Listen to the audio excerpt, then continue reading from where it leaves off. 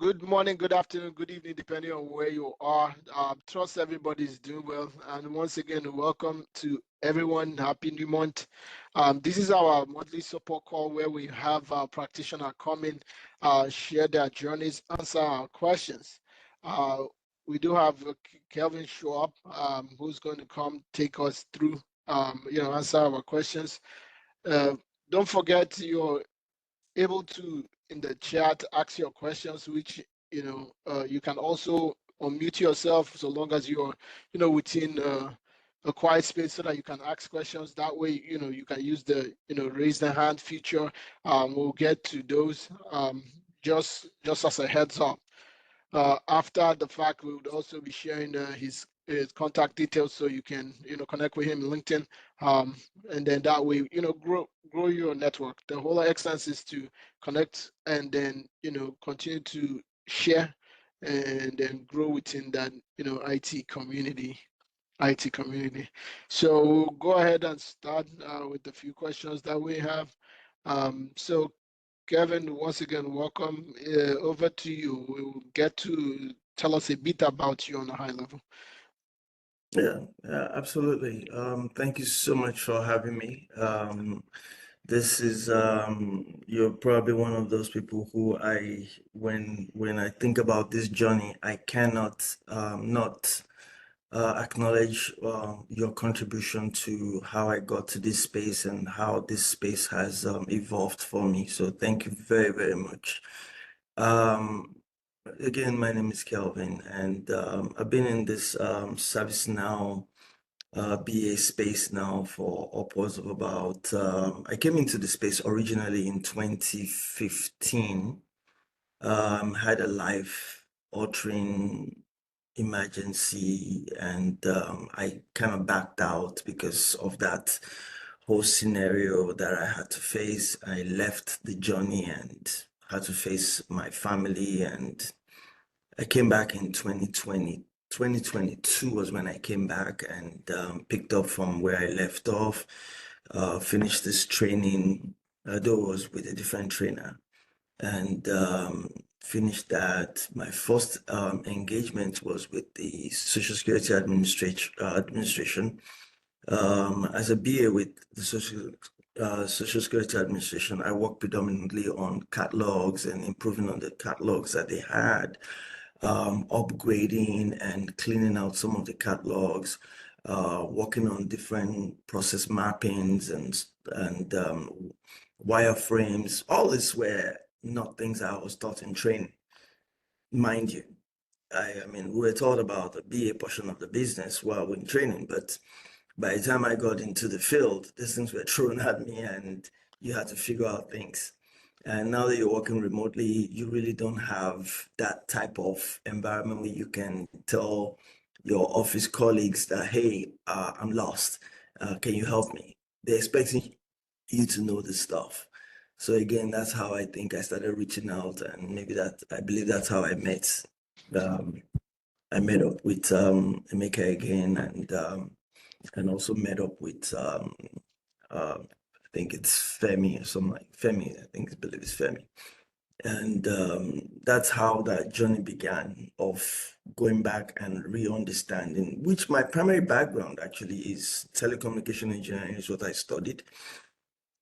So I've always been in this engineering space, in this engineering understanding, and having a logical mind when it comes to breaking and fixing. And I think that's something that's also very important if you're going to enjoy this thing that we do. How you think through a process, how you understand the process. What are we trying to accomplish? What are we trying to fix? What is the current state? What are we trying to rebuild? What are we trying to change? You have to have that logical mind. And unfortunately, most companies expect that you are a professional. They believe that you're already doing this. Particularly if we look at the resumes that we have in our hands, they already believe that you know these things, you've been doing these things. And so therefore, hey, they're not expecting you to come in and be clueless. So my journey with Social Security Administration was it was a 6-month project. I think I stayed on with them for about close to close to a year or less. I left them, and when that contract ended, and then went on to join the digital realty. Digital realty, um, they had a at the time I joined, they were moving, they had a 26, they were in 26 different countries, and where they had done some acquisitions that mergers and all that brought them to about 36 countries. And by that, it was mostly cleaning up the onboarding and offboarding, which is your HRSD module. And that was the first time I worked on that particular module, the onboarding and offboarding process. And so we landed in Dallas, where we had a jazz session. We did a whole lot of, it was a 3-day conference. And that was the first time I was actually in an in-person session where you really sit down and you're hearing the compliance director telling you, this is what I want. The HR director telling you, this is what I want. The IT director telling you, this is what I want. The managers, everybody's selling what they want. And you're dealing with all of this different as it's going. And so that was the first time I had that real one-on-one experience of really facing this, and having been doing this for a year, over a year at the time. And then you having that first one-on-one experience, it was a life-changing, it was actually a career pivot moment for me. Was it a great experience? Was I the best person in that room? I don't necessarily think so. But I learned a lot from that moment. It was uncomfortable, but you kind of just power through it, just acting like, okay, everything they're saying, everything they're throwing at you all made sense, and you got it. I'll go back to my hotel room and I'm like, oh God, can I survive this? But we finished that project, and it was a great success, and went on to do all of the acceptances and all the different. That was also when I touched on the IT operations manager, access manager, IT access management. All of that was, it was that moment that you really had an opportunity to touch on those different areas that you normally would not. You see them on your resumes, you see them when you look at what's being provided as your job requirements.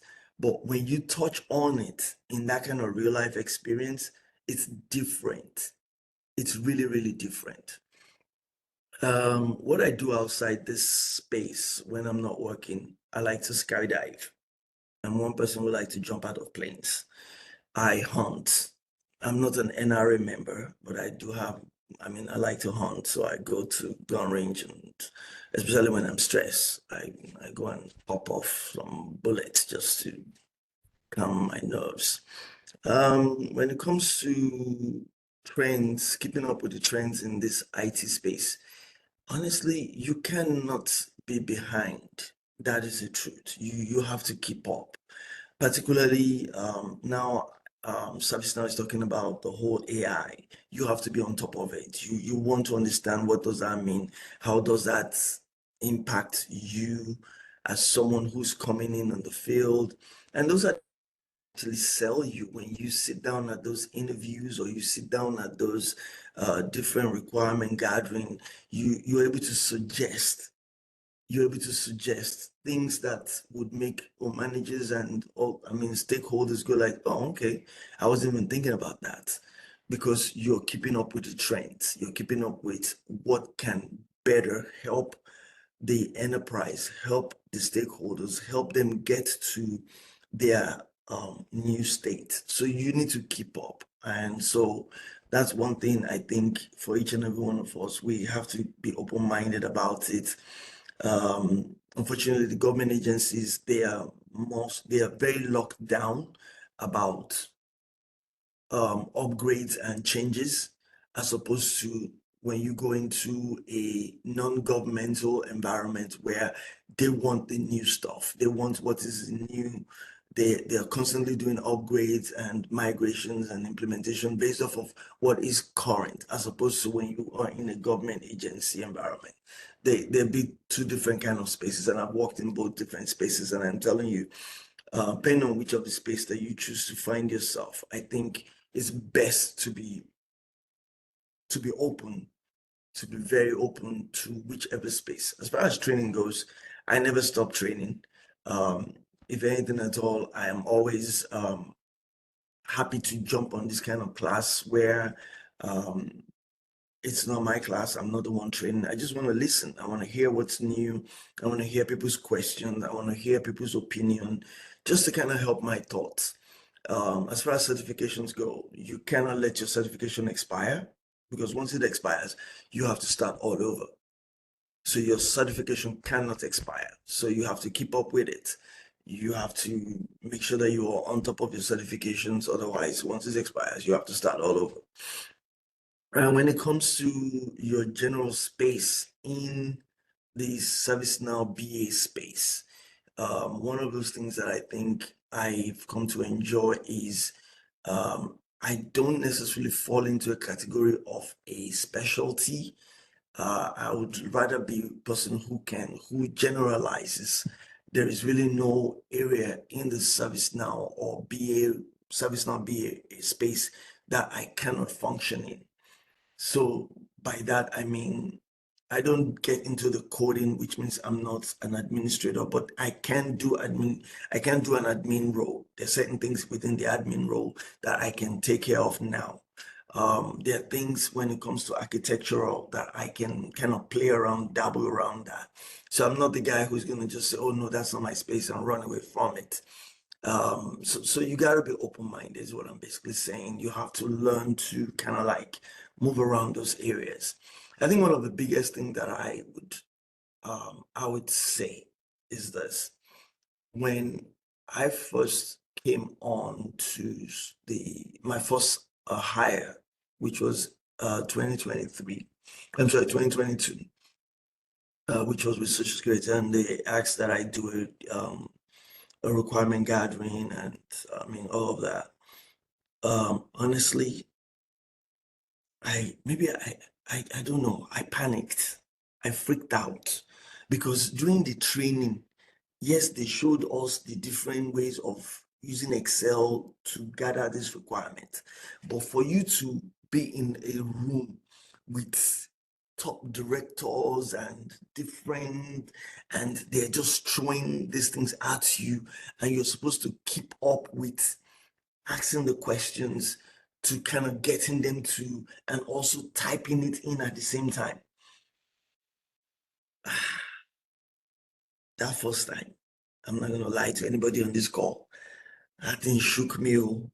So if you've never been employed before and this is your first time, I would encourage that you please practice that requirement gathering. Practice how to elicit requirement, practice it. If that's probably one thing that you want to be strong on, because that's what you're going to do on the field as a BA. That's primarily what you're going to do. You gather those requirements, you turn it over. Once you reviewed it with the stakeholder is fine with it. You review again with the developers, you hand it over to the developer, you're off to the next one. So predominantly, that's what we're really doing. So, and that's I think that is truly the hardcore portion of what we do. And if you're not the one who is really quick with your keyboards, you're not quick with hearing and listening and thinking through, that's something I'm going to encourage, that please, let's practice that. We need to practice that. Practice how to ask the question, lead the stakeholders to getting them to a thought, an idea, a concept. They want to fly. Okay, how do you want to fly? Are you going to fly in the night? Are you going to fly in the afternoon? Are you going to be flying with your clothes on? Are you going to be flying with your shoes? I mean, all those questions that as you're leading them to those journeys, you need to be typing those in. And these are all real time. Now that it's all remote, these things are real time, and they're looking at you type.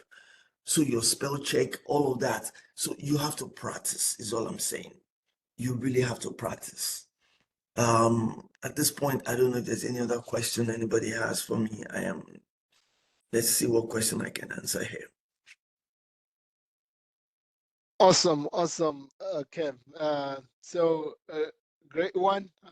You hit the ground running, nailing the head. One thing is for certain, requirements engineering, that process, it's you asking questions, right? You're eliciting these responses. So you have templates to go.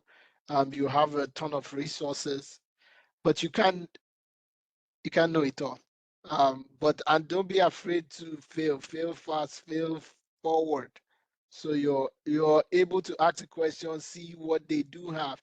Many times they don't have any process in place. So sometimes if you're lucky, they have some process, or within a SharePoint.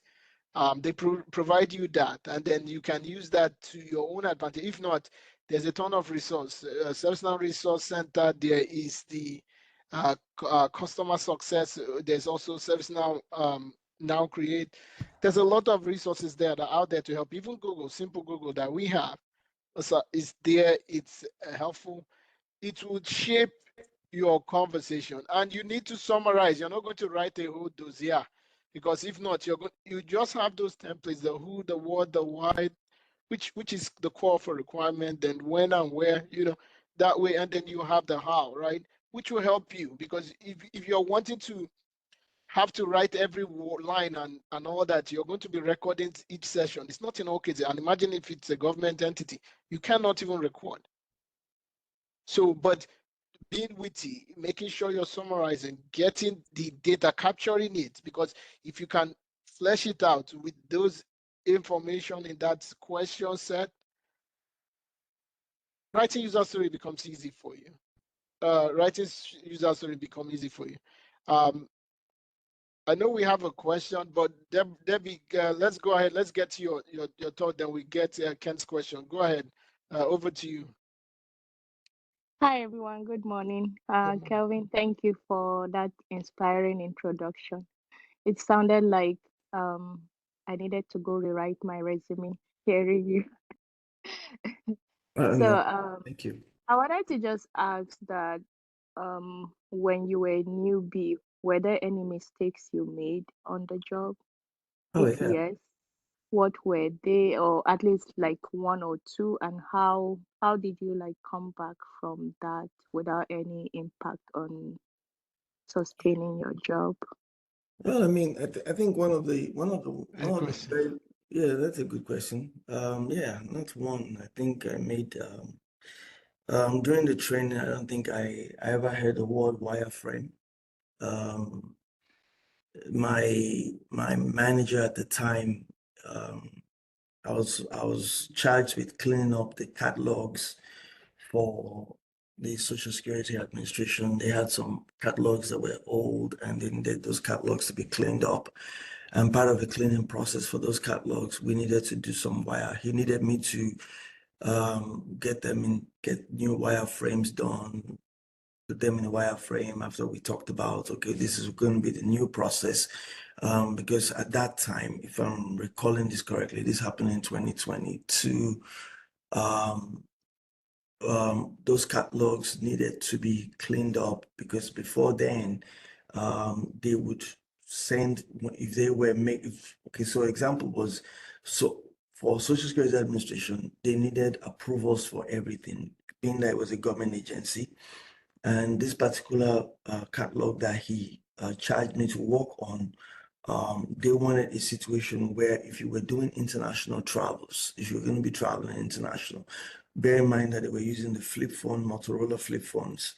This were the old phones. These were the phones they had at the time in 2022. God help them. Those particular international travelers, they would have to switch off the phone here. And when they get over to whichever country they were going to, then the phone will activate. So the wireframe that he wanted me to build was such that rather than having those phones disconnect, they wanted the users to have the phone functioning through the travel time, which means while you're here in the US, that number is active. When you actually arrive in the country that you're going to, that phone remains active. While in the past, that was not what they had. So the word wireframe, I should go and design the wireframe and also write out the process mapping for it. Honestly, as he was saying, I said, yes, I know how to do it. We got off that call. I pulled up Google. I typed in word wireframe. And the thing that came up on Google was wireframe, but it didn't really take me to how to design a wireframe. And for the next day or two, I'm struggling with this thing. I went back to Craig, which was my boss's name, that, okay, I'm struggling. I seem not to get what you were asking me to do. He's saying, well, okay, let's work on it together. So to fix the problem, like you're asking, just being open about using the word from my previous employment or previous organization, they did things differently, is how you always want to word things. From where I'm coming from or from my previous employers, they did things differently. How do you want me to do this? Do you mind showing me? What you've done is you're basically putting it back on them to help you do that thing so it doesn't impact your work. That would be the best. That I think that is something I think I have come to learn. Make sure that you don't leave it abandoned.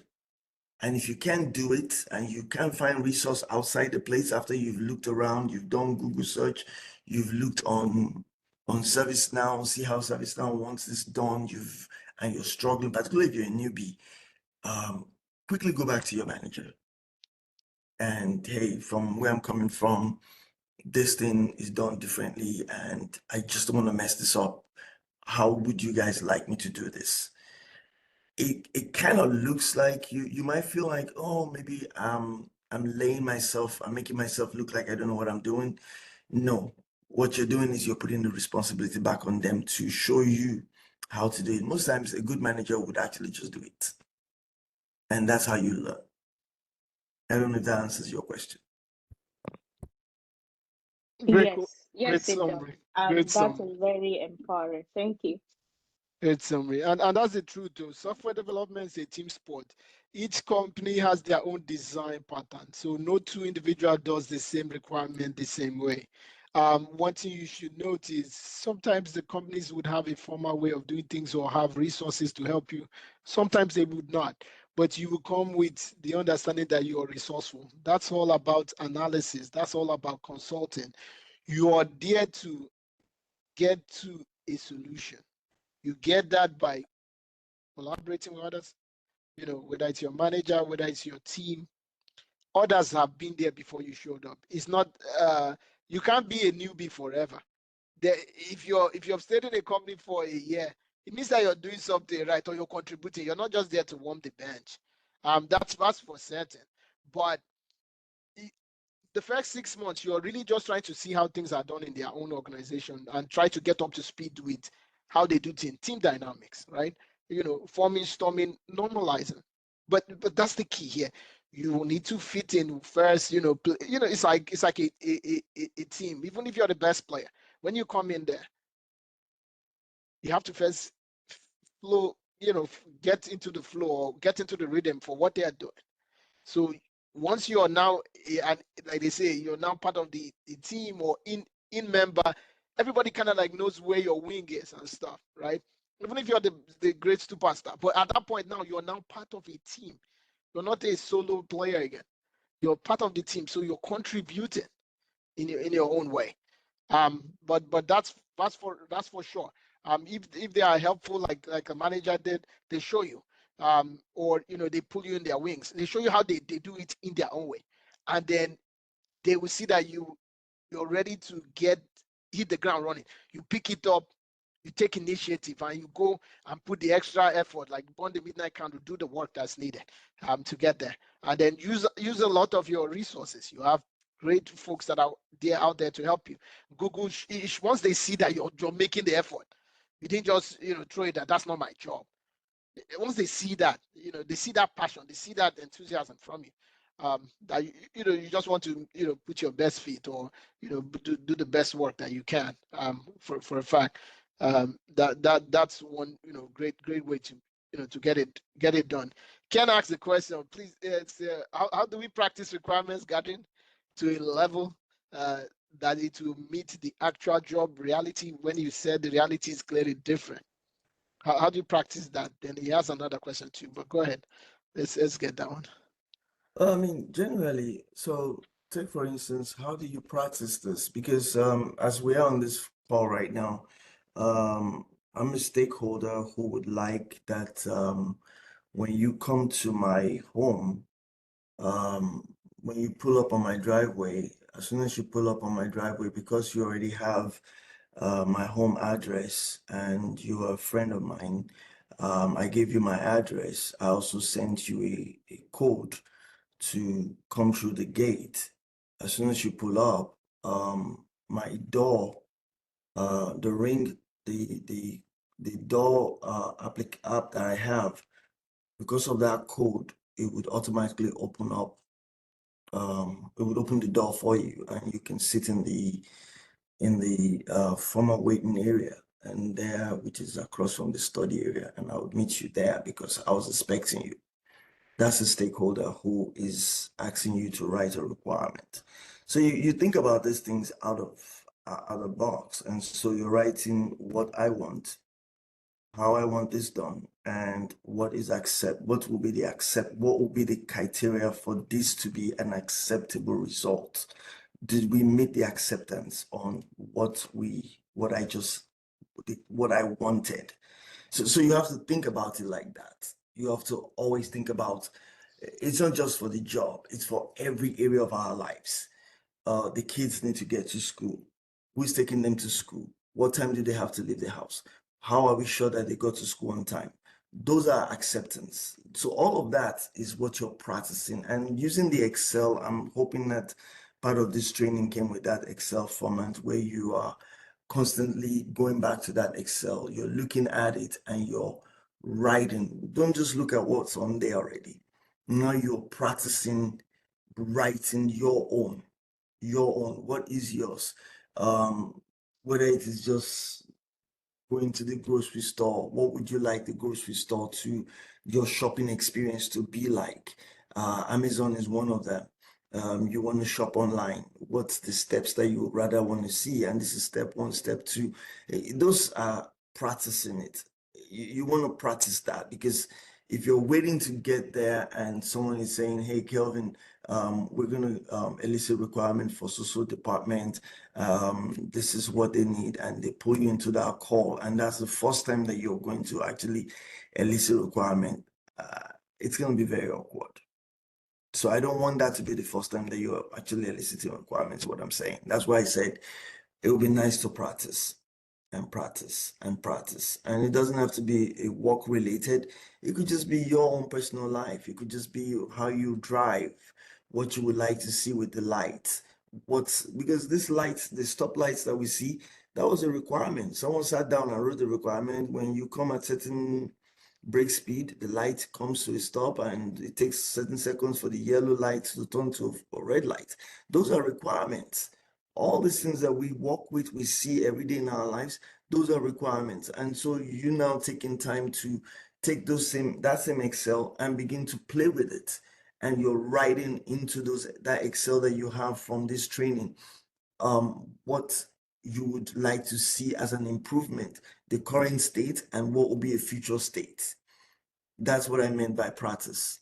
I hope that's answering your question, Ken. Yeah, that's the first question, and that's so true. The only way to get there is to make sure you have your environments, whether it's your Jira environment, right, the sandbox, whether it's your ServiceNow environment, the PDI. I remember, we had that sample user stories with those Excels coming from the Now Create. Um, you're able to see those. There's also that story creation guide. There's also sample stories in the different applications which were enabled in your system so that you see a demo. That's when you say enable demo data. You want to see a sample so that you see that you're not just cooking up anything, right? You're able to mimic it. So you're going to mirror, right, what you see, and then you're writing it in the same way. A short description is pretty much a summary, and that's the what question. You're able to put that in there in things like in whether it's in Jira, for example, or where you have your description box where you're able to fill out that information. But the thing is, you need to be used to the tools and writing them out, right? There's already samples there, but you can write yours and talk about the changes, things that you want to see, or things around you. Like that's the beauty about analysis. There's no right or wrong answer. It's based on understanding. And then using templates so that it is captured, or the essence is or context is captured. That's really it. That's really it for the most part. But if you're not used to the environment, like your PDI, like to get ServiceNow environment or like the Jira environment, then you're going to struggle because you do not know how to even navigate these tools when you get there. There's also the Azure development tool too as well, ADO. It's still the same thing. Once you're used to these tools, all it is would be you're able to go and look at their own product document or a small, just to see how to navigate the tool and go to where you need to be. You get your access information, you're able to log in, you get to that user story, maybe the storyboard or agile board, you're writing stories. And analysis is all about stories. Writing the stories, understanding, doing research to confirm problems are what they are, right? And then being able to, summarize your meeting really quickly, let it make sense. You capture the essence of that meeting. You have them validate that, send you email confirmation. You're able to, help out with testing, whether it's unit test or UAT test or, quality assurance testing, as the case may be. You're able to, hold those development sessions or exploratory sessions to understand the requirements, make sure that you're able to run those, or if it's, running those Scrum ceremonies, you're able to do those, right? It's one thing, it's one thing to want to have it all or know it all from the beginning. No, you can't. And each day you're improving. Each day you're improving. You're becoming better. Maybe the first time you capture the requirements, you might be very verbose, more detailed. But in some cases, you'll see, like if you're in ServiceNow 2, for example, there's a short description field, there's a description field, there's acceptor. So you're able to kind of like key what you really need and see that maybe the requirement questions, you don't need to include them there on, like if it was Jira, just for context. But the idea is maybe you're keeping a note of these. Or if you go to any particular list there within the tool, you're able to open Excel, right? You already use these tools. These are your soft skills. So Excel is there, or Word document, whichever one is helpful for you to write it. Each column you're using that, maybe a short description, a description field, acceptance criteria, testing. You write your own. It's there to help you, but practicing it, being able to, come to sessions like this, you're asking questions, you're seeing where things are going. That's really the key. But you're doing it, you're looking at the samples there, you're writing out the stories there. They're all in there for you. They're all in there for you. How did you meet up with stakeholders engagement to meet their expectation the first time? Practical steps you look at. Kevin, practical steps. So Ken asked that too. I don't see any other question, I think. Yeah, Ken asked that too. All right. So the question is, how did you meet with stakeholders as a practical step? Right, the engagement. Yeah. How did you engage? So how did you meet up with the stakeholders engagement to meet their expectation? Right. I think practically the first one is with on the last, well, let me use one that was, now I'm comfortable. So let's use the one that was not very comfortable. So, because those are the ones that you're going to experience if this is your first time. So let me use the ones that were not very comfortable. So the first one was meeting with that was the manager in charge of that's with the we were writing was okay. So now they were building a new tele line. I think that's what it's called, a new tele line for the Social Security Administration. And the primary stakeholder on that was the director for I think the director for telecoms is what his role was, or something like that. And so the first thing was engage him with an email that based off of what was already written. There was already a process document that was already in place. After reviewing that document of the changes that were coming, I developed using an Excel format, which was part of what they always use in that environment. I kind of developed a template for the requirement gathering that we were going to work on, and then sent him an email that when would be a good time for us to meet, thinking I was just going to deal with him alone. I mean, I thought that was what it was. Unfortunately for me, I sent him the email, and the next, lo and behold, I got a calendar, and the calendar came with 5 other people on that call, plus automatically inviting my own manager, my team, 3 other of my teammates. So at the end of the day, I'm in a room with, I'm in a room with about 10 people.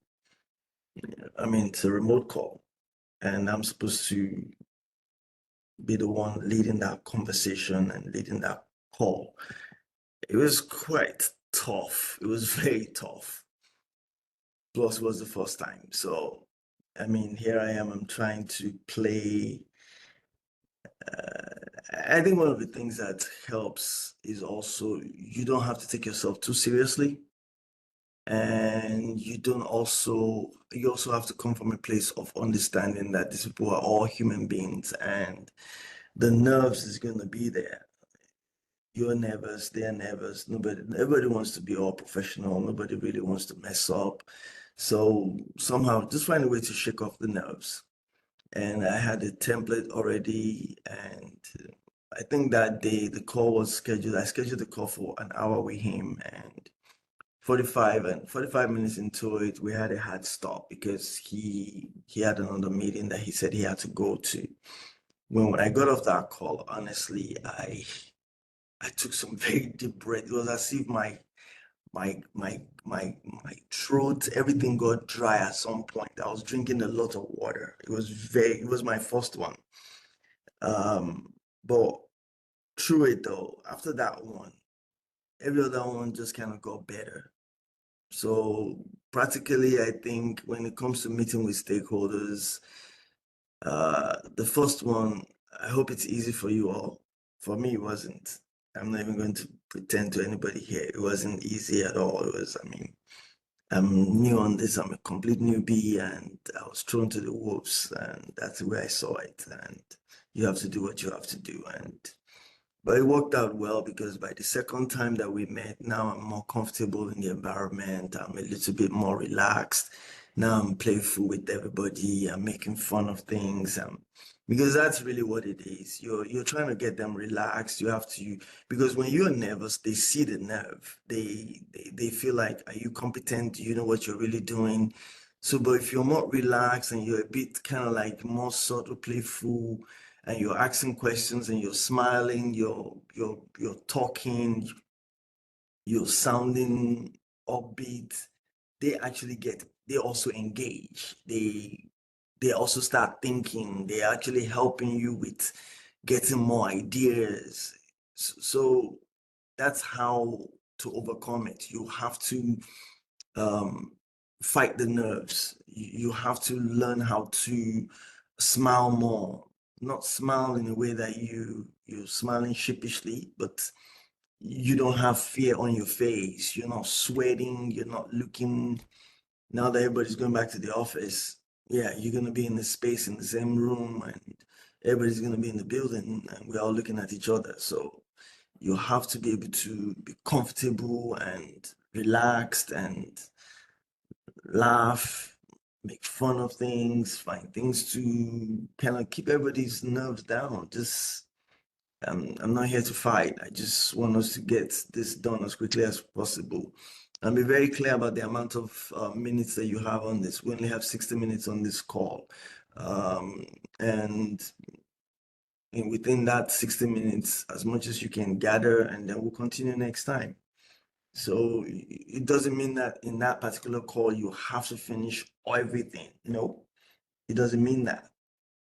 It just means that we start now, even if all you were able to do was maybe 5, 6 lines on your guide requirement that you were able to elicit, that's fine. But just make sure it's thorough, it's detailed, and you send those kind of summary back to them that, okay, this is what we did. Is this making sense? And then you schedule the next meeting. And by the next meeting, you just find out that, okay, these people are actually human beings. There's nothing big here. I hope that's answering your question. Perfect stuff. That's the truth. You can have all the answers from day one, and then remember they're already there working before you came, right? So it always begins with you baseline, or what we call, get an understanding of what their current state is. That's that baseline. You're already doing some of these things. It's only for you to look at how you're already doing it now and try and apply it to the company or organizational context. Remember, analysis is enabling change. The only way to do that is you coming in to understand what the customer is asking you for, right? So the only way to do that, you have templates, you have checklists, you create these things, or go and copy them from that now create. There, even Google puts it there. It asks for what you're looking for. It gives you an example. You can always check maybe image. It will give you another sound so that you can get exactly what you need, right? You're going to keep fine-tuning the process. All the process or all the answers you wouldn't have. It's a team sport. You have your folks. They already are there. They will provide you the answers there. They don't have structure sometimes because they don't take themselves too seriously. You too, don't take yourself too seriously. Don't try to know everything or deliver the whole value from day one. Sometimes that's why those meetings are there. Sometimes they tell you some of those meetings could be 1 hour, could be 4 hours. Some of those times, after much ado, they are telling you about how their life is connected or how their life is not connected. You have your agenda. You try and accommodate as much as you can from like to straight the meeting, but have your focus, right? But sometimes two things can go hurry, right? You need to understand the room or understand your audience, right? You're delivering the right content, to the right stakeholders at the right amount too. So sometimes some of them are not going to get the weeds or what is it, meats and potatoes. Sometimes all you just need to do is periphery, just run through, or this is in the high level what I'm trying to get us to do, But you have your focus. These folks are there to help you. You too, you're there to help them. And you're all going to deliver this value together.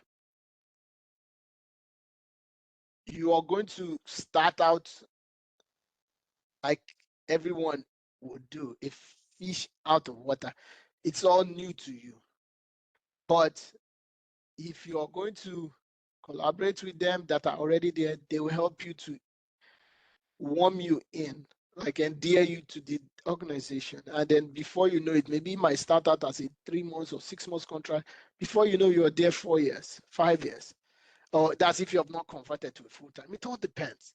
But you would have delivered value and you would have also gotten paid there too. It's all it's mutual. It's all mutual. So related to what you're already doing, whether it's planning to planning to buy a house, planning to relocate, planning to go to school, planning to certify, related to your everyday life. Your kids going to school, or you're taking care of your child asking you, and you will see that those examples will help you to put it in perspective, or really better relate to both your stakeholders and yourself. So don't forget that. But I don't see any other questions in the chat. But Great conversations, everyone. I'm really loving it. Like we said, there's no right or wrong answer, and for sure, for sure, everyone there is important. You're an important part of your team, and you should see yourself as such. For you to have even gone through the whole interview process and getting that opportunity to get there, you are needed. Prepare, prepare, prepare. Nobody's going to take that from you. So don't beat yourself too much. But about Kevin has really given us a nugget or dosage of kind of like his experience, so that way we can all learn. That way we can all learn. And don't be afraid to fail. Don't. It's all part of your learning. It's all part of the journey. Don't bottle everything in. That's for sure. But great conversation, great engagement. Do we have any last words of advice before we go? That you want to go? We don't have any other questions in the chat. No, I think overall the concept is to keep close to the community. Don't be a stranger. Make sure that you find that find your own plan and build around it, because you're going to need it. Nobody knows it all. Each and every one of us, I'm still learning. You'll be surprised that I'm going to need you more than you think. You might think you might think you need me, but you'll be surprised I'm the one who actually needs you. So, but we all need to stay close. And if there's anything that I think on a high level, I think we need to find a way to build a bigger community around what we do, and so we can also find a way to outsource our own skills, because what's happening today is the Indians, they're the ones who are doing the talent hunt.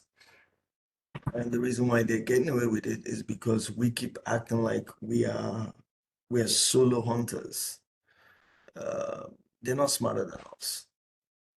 In no way, shape, or form are they smarter than us. But as long as we continue to live a solo life, we live solo, we walk solo, we act solo, we need to come together.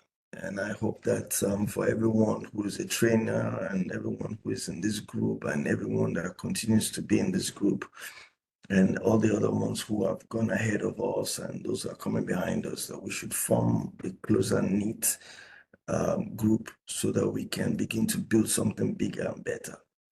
I don't know if that hand up is for me, Deborah, or that's for Emeka. Oh, go ahead, Deborah. You have your hand up. Go ahead.